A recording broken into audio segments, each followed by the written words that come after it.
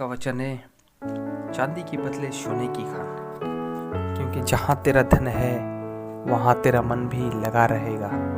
मत्ती रचित सुसमाचार 6 अध्याय 21 पद में इस प्रकार लिखा हुआ है, अपनी आशीषों को दूसरों के साथ बगैर स्वार्थ के बांटे।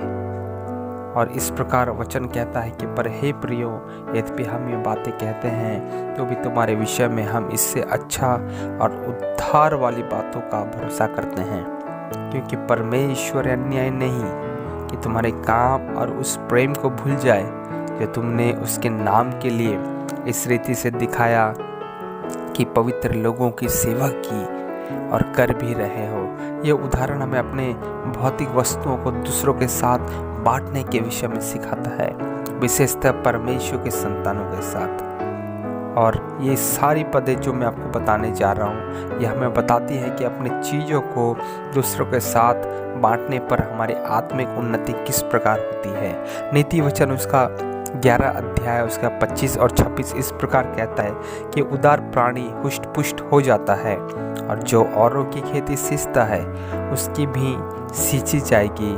जो अपना अनाज रख छोड़ता है उसको लोग शाप देते हैं, परंतु जो उसे बेच देता है उसको आशीर्वाद दिया जाता है। और प्रेरितों के काम उसका 4 अध्याय 32 और 33 पद इस प्रकार कहता है कि कोई भी अपनी संपत्ति अपना नहीं कहता था, परंतु सब कुछ साझे का था। और प्रेरित बड़ी सामर्थ से प्रभु यीशु के जी उठने की गवाही देते रहे, और उन सब पर बड़ा अनुग्रह था।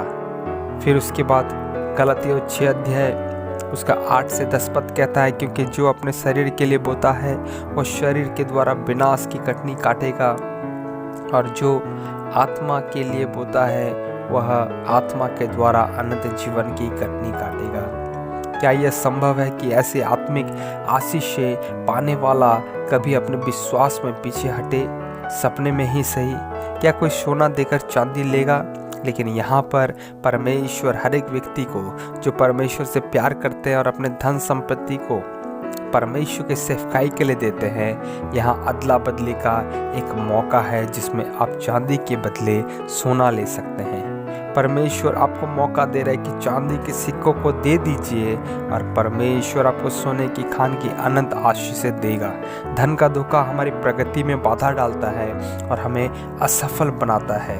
धन का लोभ व्यक्ति को बर्बाद और नष्ट कर देता है।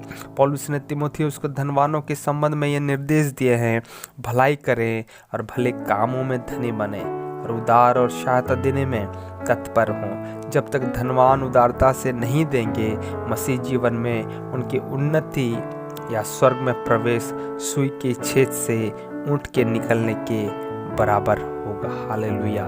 परमेश्वर हमारे जीवन में आशीष करे कि हम ये सीख जाएं कि हम परमेश्वर के सेवकाई के लिए, परमेश्वर के दासों के लिए, जो लोग गरीबी में हैं, जो लोग समस्या में हैं, जो लोग प्रॉब्लम में हैं, उन सारे व्यक्तियों के लिए यदि हमारे पास यदि कुछ है तो हम प्रभु की सेवकाई के लिए देकर परमेश्वर की सेवकाई करें मेरे प्रियो, क्योंकि ये एक्सचेंज ऑफर है।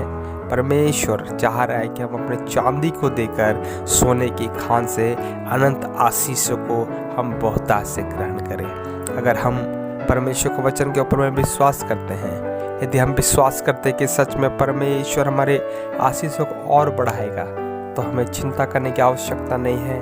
हमें दिल खोल कर प्रभु की सेवकाई के लिए देना है। जब हम दिल खोल कर प्रभु की सेवकाई के लिए देंगे, हमारे जीवन में हम अनंत आशीषों के साथ साथ इस पृथ्वी पर भी भौतिक आशीषों को बढ़ता हुआ देखेंगे। क्या ऐसा ही नहीं है? वचन के इस प्रकार नहीं कहता कि जो ज़्यादा बोता है वो ज़्यादा काटेगा भी, और जो कम बोता है वो कम काटेगा भी। मेरे प्रियो, परमेश्वर के लिए आप हाथ बढ़ाएं, परमेश्वर के लिए आप अपने हाथों को ना रोकें, परमेश्वर की सेवकाई करने में पीछे ना हों। आप अपने तन मन धन से प्रभु की सेवकाई करें, परमेश्वर आपको बहुत आशीष दे। प्रभु जी, हम प्रार्थना करते हैं हर एक भाई बहनों को जो लोग पिता तकलीफ में है, परेशान में है, समस्या में, सबों को उठा पिता। साथ ही साथ जिनके पास धन है, हम उनके लिए प्रार्थना करते हैं वो अपनी सेवकाई में प्रभु जी आगे बढ़ने के लिए मदद कीजिए। प्रार्थना सुना है, धन्यवाद। यीशु के नाम से मांगते हैं, आमीन।